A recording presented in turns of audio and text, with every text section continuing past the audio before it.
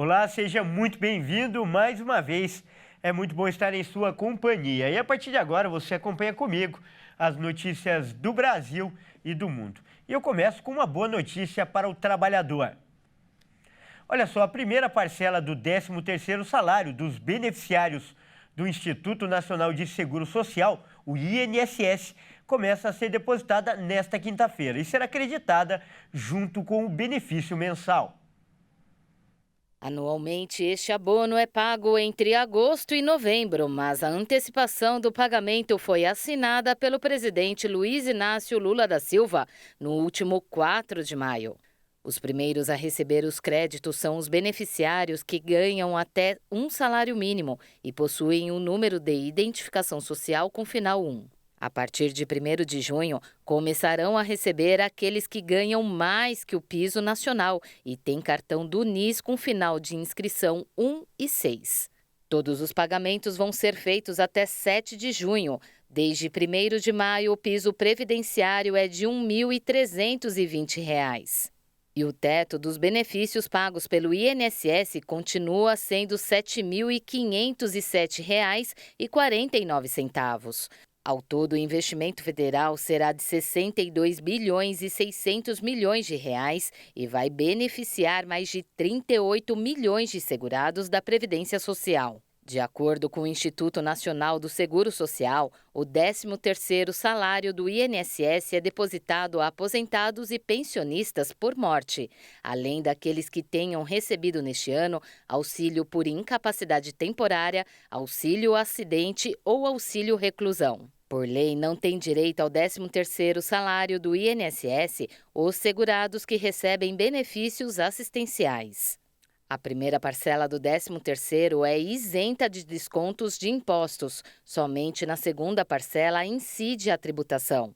A consulta ao valor da primeira parcela do 13º pode ser feita pelo aplicativo ou site Meu INSS. E o Supremo Tribunal Federal julga a partir do próximo dia 26 o acordo de compensação firmado entre o governo federal e os estados sobre a perda de arrecadação com o ICMS, que é o Imposto sobre Circulação de Mercadorias e Serviços.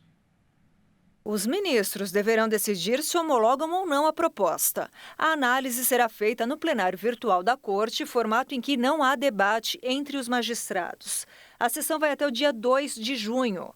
O acordo envolve um pagamento de 27 bilhões de reais aos estados e Distrito Federal para compensar a limitação do tributo sobre combustíveis, energia elétrica, serviços de comunicação e transporte coletivo estabelecida em 2022.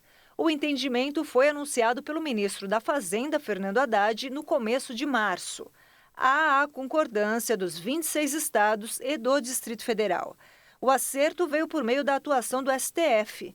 O ministro Gilmar Mendes é relator de 2 ações na Corte sobre a tributação do ICMS. Ainda em 2022, o magistrado determinou a criação de uma comissão especial com representantes dos estados e da União para discutir o assunto e chegar a um ajuste. Em dezembro, uma primeira parte do acordo foi homologada pela Corte. Na ocasião, ficou acertado, entre outros pontos, a manutenção do caráter essencial do diesel, do gás natural e do gás de cozinha, o que limita a alíquota do ICMS sobre esses itens. Também houve concordância sobre o tratamento uniforme ao tributo que incide sobre combustíveis, com exceção da gasolina. Desse primeiro entendimento, havia ficado de fora a definição sobre a compensação das perdas de arrecadação, objeto do acordo que passará agora por análise para eventual homologação. Nos processos no Supremo, a Advocacia Geral da União e o Colégio Nacional de Procuradores Gerais dos Estados e do Distrito Federal enviaram a íntegra do acordo sobre compensação e pediram a homologação pela Corte.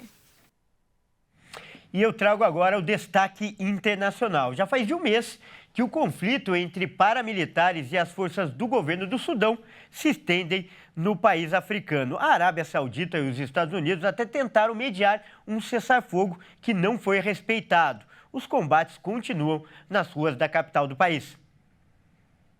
Arábia Saudita e Estados Unidos mediaram um cessar-fogo em Khartoum, capital do Sudão.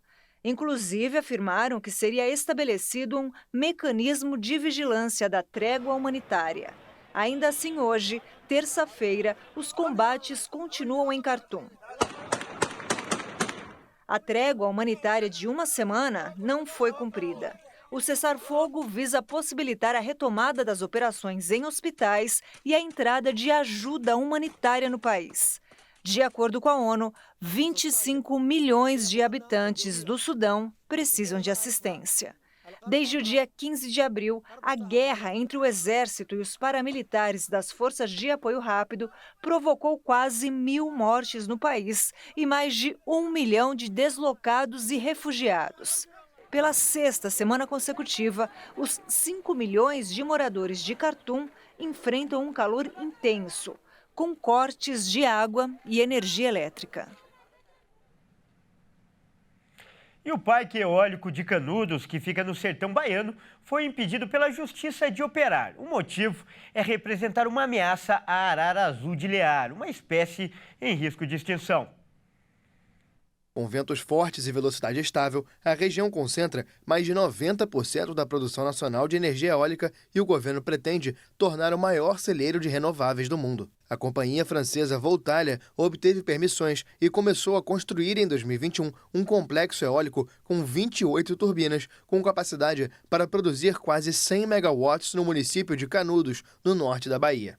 O projeto se deparou com uma série de críticas depois da divulgação de que as enormes torres de 90 metros, com aerogeradores de 120 metros, atravessam 2 áreas onde a arara azul de Lear passa a noite. Batizadas pelo nome do poeta e viajante inglês Edward Lear, que imortalizou estas aves em um desenho no século XIX, as araras foram classificadas como espécie no fim dos anos 1970 e não há mais de 2.000 exemplares na natureza atualmente.